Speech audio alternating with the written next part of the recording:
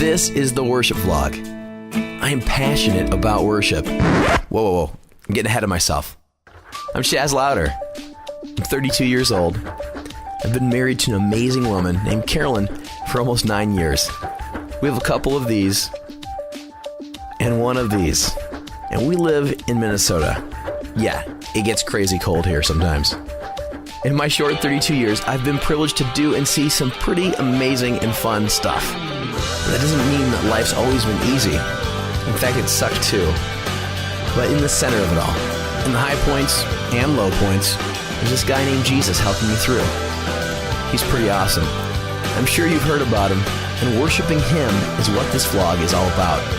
So whether you're a newbie, or you've been around the block, or maybe you've just come curious with some questions, this channel is all about life, faith, and worshiping him who makes it all possible.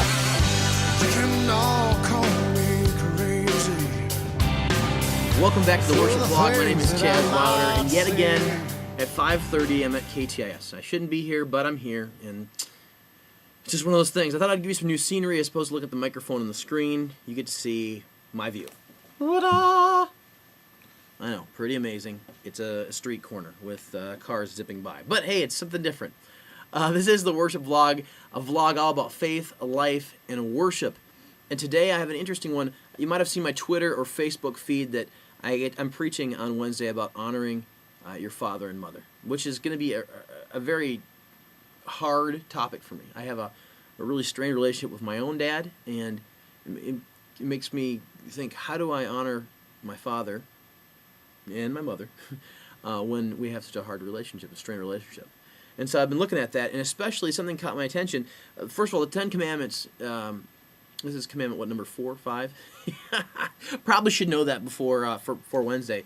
But it's really interesting. It's the only commandment that carries a blessing. Everything else is a warning.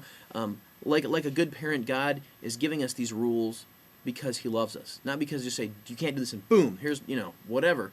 He's doing this for our own protection. But it's interesting. Out of all these 10, only one carries a blessing after, a little amendment, if you will. And here's what Exodus 20:12 says: "Honor your father and mother, that your days may be prolonged in the land which your Lord your God gives you." Now, the land He's talking about for them is the Promised Land. They're going to Israel. They're going to the Promised Land. They're going to cross the river. And how does that apply to us? Because obviously we're not crossing to a Promised Land, but my sphere of influence, my things I'm responsible for, my Promised Land here is KTIS. It's across the street, Roseville, where I live, my house. And if I'm going to have prolonged life and blessing, it's clear that there's some importance with this commandment. I don't think you can completely throw it away. I think that'd be silly. So how can we apply that for today? Well, I think one of the things that clearly articulates this blessing that we see in the Old Testament is, something that's going on at work. We've had a lot of people here, unfortunately, lately.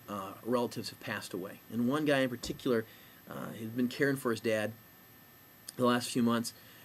Typical things, nursing home, failing health, all that sort of stuff. Well, in that time, just to see this guy's example of grace and patience and mercy and compassion, and at the same time loving and honoring and respecting his dad, even though they have a different worldview, or at least certainly a skewed worldview, to see him love and respect and worry about his eternal destination, all those things with such grace has been an inspiration to me. And I think the application for all of us is seen in this guy, in where the blessing is going to come from. The days may be prolonged. Is this guy has 2 daughters, and his daughters are seeing this example of how he's caring for their grandfather.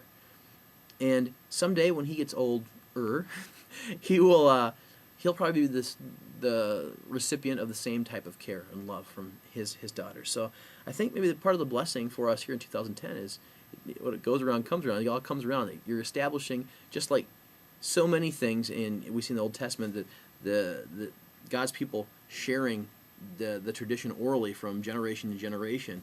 I think that's what we're seeing here. Continuing on, the thing that really got my attention is a guy who loves worship, loves music, and I equate those two things together, even though I know they don't exclusively have to be. But Jesus teaches on this same topic in Mark. Mark chapter 7, I believe it is. Yep, it is. Mark chapter 7. The scribes, Pharisees are giving him a hard time. They're bent out of shape over some religious, I like that. Just basically making things a lot harder than they need to be. And Jesus says, it's not about, you can't do anything to the outside of your body that's going to clean the heart. He also talks about honoring your father and mother, and he quotes Isaiah almost word for word. And he says, this people honors me with their lips, but their hearts are far from me. But in vain do they worship me, teaching as doctrines the precepts of men. But then he goes on to talk about honoring your father and mother. And it went back to me talking about, you can say you honor your father and mother. You can set up, a weekly phone call, but is that really honoring them? How are you really honoring them? Are you honoring them through some little man-made device, some little rule you've set in place for yourself? If you're doing that, and again, going back to worship, it says, they honor me with their lips, but their hearts are far from me. But in vain do they worship me. So that was convicting to me this week.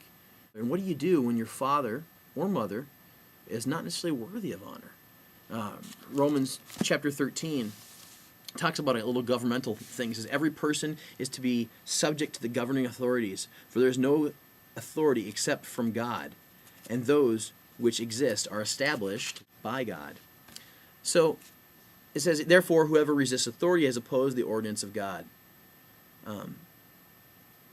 So God put these people in place. They put your parents in place above you. They are really your authority. I know that's really dealing more with government. But take the example. Maybe if you're a raging conservative, maybe you really don't like Obama. We still have to respect his position and honor his position. If I met Obama and I didn't vote for him, I'd still respect him and say, gosh, nice to meet you, Mr. President. Probably I have a question or two for him and get to ask them respectfully. But the same thing with our parents. If our parents aren't worthy of honor, and all parents, all people are sinful, how do we honor and respect them and have some sort of relationship with them? How do we honor them in a biblical sense when they're not necessarily worthy or when they've made some incredible issue or flaw in their life? It's something I'm wrestling with this week. I hope that makes sense. And don't fake them. Don't say, well, everything's good, but when they're really not, because that can corrupt your worship. That's it. So many things can corrupt our worship, and I don't want anything to corrupt our worship. So that's it. It's a vlog about faith, life, and worship. I'm Chaz Lowder. Thank you for listening, and I'll see you next time. Change my way of thinking, make myself a different set of rules.